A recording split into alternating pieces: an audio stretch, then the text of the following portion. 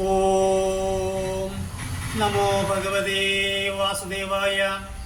കൃഷ്ണ ഭഗവാനെ ഗുരുവായൂരപ്പ. കുംഭീനസി എന്ന സ്ത്രീയിൽ പുലസ്ത്യൻ എന്ന മഹർഷിക്ക് ജനിച്ച പുത്രനാണ് രാവണൻ. ഒരു സന്ധ്യാവേളയിലാണ് കുംഭീനസി തനിക്ക് ബീജാദാനം നടത്തണമെന്ന് പറഞ്ഞ് മഹാമുനിയെ സമീപിക്കുന്നത്. മഹാമുനി വിലക്കി നോക്കി. ഈ സമയം മൈഥുനത്തിനുള്ള അനുയോജ്യമായ സമയമല്ല. പക്ഷേ അവൾ നിർബന്ധത്തിന് വഴങ്ങി അദ്ദേഹത്തിന് അത് അനുഷ്ഠിക്കേണ്ടി വന്നു.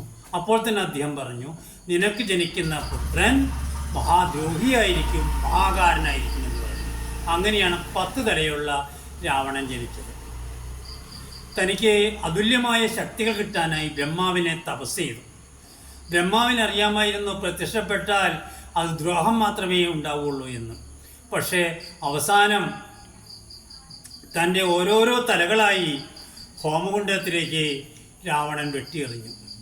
അവസാനത്തെ തല വെട്ടാൻ വേണ്ടി ശ്രമിച്ചപ്പോഴാണ് ബ്രഹ്മാവ് പ്രത്യക്ഷപ്പെട്ടത്.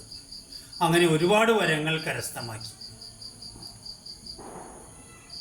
വൈശ്രവണൻ പുലസ്ത്യൻ്റെ മൂത്ത മകൻ ഭരിച്ചിരുന്ന ലങ്കയും പുഷ്പവിമാനവും സ്വന്തമാക്കി.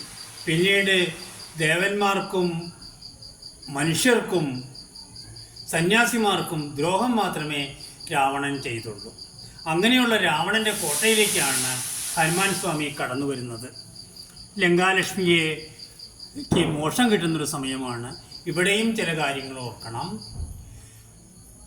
മഹാതേജസ്, തപസ്സുകൊണ്ട് മഹാതേജസ് ആർജിച്ച രാവണൻ സൂര്യഭഗവാനോട് പറഞ്ഞു, എൻ്റെ നേരെ ഉദിച്ചു പോകരുതെന്ന്. അങ്ങനെ സൂര്യൻ ചെരിഞ്ഞുദിക്കാൻ ആരംഭിച്ചു. രണ്ടാമത്തെ കാര്യം, മഹാകാളിയെ ആണ് ലങ്കയ്ക്ക് കാവലിട്ടത്. ലങ്കാലക്ഷ്മി എന്ന പേരിൽ ലങ്കയ്ക്ക് കാവലിട്ടത്. അപ്പോൾ ദേവന്മാർക്ക് പോലും ചില സമയങ്ങളിൽ വളരെ മോശമായ ഒരു സാഹചര്യം. ഇതിനുപോൽവലകമായി 2 കാര്യങ്ങൾ കൂട്ടി ഞാൻ പറയുകയാണ്.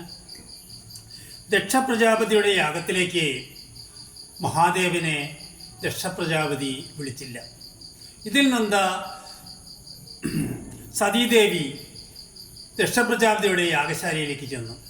അവിടെ വെച്ച് മഹാദേവനെ ദക്ഷപ്രജാപതി ദ്രോഹിച്ചപ്പോൾ, വാക്കുകൾ കൊണ്ട് ദ്രോഹിച്ചപ്പോൾ സതീദേവി യോഗാഗ്നിയിൽ തൻ്റെ ശരീരം ദഹിപ്പിച്ചു. അങ്ങനെ മഹാദേവനെ ഭാര്യ വിരഹവും അതിവിപുലമായ ദുഃഖവും ഉണ്ടായി. സൂര്യഭഗവാനും ഇങ്ങനെ തന്നെ. ഒരിക്കൽ സത്രാജിത്ത് എന്ന് പറയുന്ന യാദവനെ, സൂര്യഭഗവാനല്ല, സത്രാജിത്ത് എന്ന് പറയുന്ന യാദവനെ സൂര്യഭഗവാൻ കൊടുത്താണ് സെമന്തകം എന്ന് പറയുന്ന ഒരു ദിവസം 4 തുലാം സ്വർണം ഉൽപ്പാദിപ്പിക്കുന്ന മണി. അത് വച്ചിരിക്കുന്ന രാജ്യത്തിൽ യാതൊരു ദുഃഖവും ഉണ്ടാവില്ല. ഭഗവാൻ കൃഷ്ണൻ സത്രാജിത്തിനോട് ആ മണി യാചിച്ചു. സത്രാജിത്ത് കൊടുത്തില്ല. പക്ഷേ നിർഭാഗ്യവശാൽ ഭഗവാനെ പേരുദോഷം കേൾക്കേണ്ടി വന്നു. കള്ളൻ എന്ന പേര് കേൾക്കേണ്ടി വന്നു. അത് ഭഗവാൻ പരിഹരിച്ചെങ്കിലും മുഴുവൻ ജനങ്ങളും അദ്ദേഹത്തിനെ ദുഷിക്കുന്നൊരു സമ്പ്രദായമുണ്ടായി. ഇവിടെയും മഹാകാളിക്ക് സംഭവിച്ചതും അതുതന്നെയാണ്. പക്ഷെ ബ്രഹ്മാവ് ശാപമോക്ഷം നൽകി.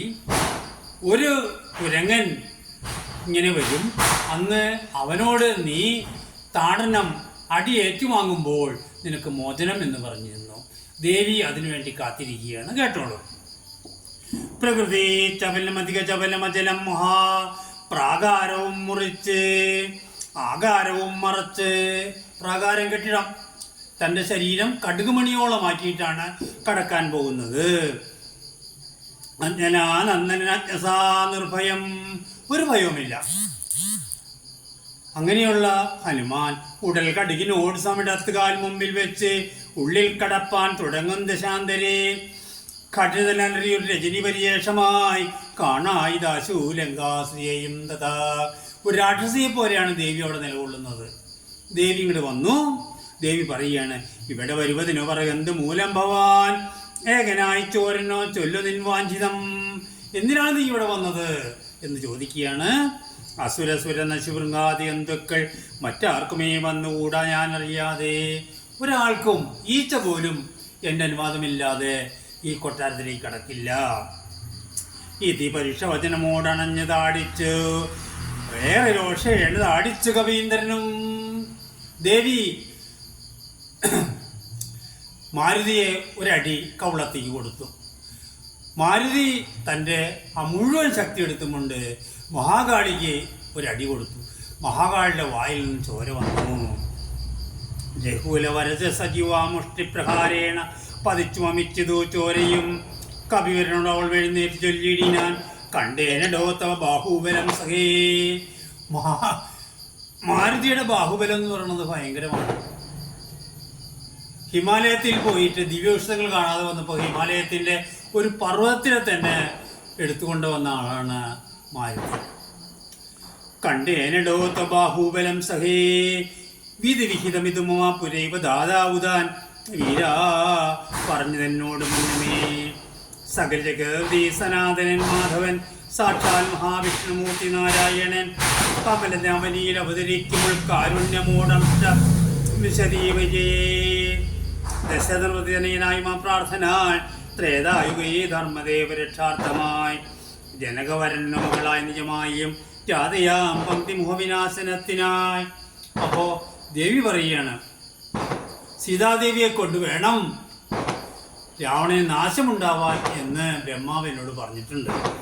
അതുമാത്രമല്ല, ഒരുപാട് സ്ത്രീകൾ വേദവതി പറഞ്ഞു, അങ്ങനെ ദേവതി ശപിച്ചു, ഇനിയൊരു സ്ത്രീയുടെ ശരീരത്തിൽ അനുവാദം കൂടാതെ സ്പർശിച്ചാൽ നിന്റെ തല പൊട്ടിത്തെറിക്കും.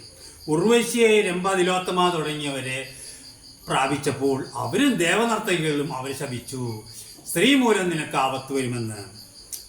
ദശരഥി തനയനായി മമ പ്രാർത്ഥന ത്രേതായുഗേ ധർമ്മരക്ഷാർത്ഥമായി ജനകവരധർമ്മനു മകളായി മായയും ജാതയാം പങ്ക്തി വിനാശനത്തിനായി സരസീർഹനടവിലതപസ്സിനായി ദക്ഷിണവാരുതി പൂക്കിരിക്കുന്ന നാൾ രാമദൂതന് നൽകേണമലിറ്റിയും ഒരു കവിയോട് ദിവസം കൊள்കി ഓടി വാങ്ങിക്കൊള്ളുന്നു വരന്തി വിരിഞ്ചനം.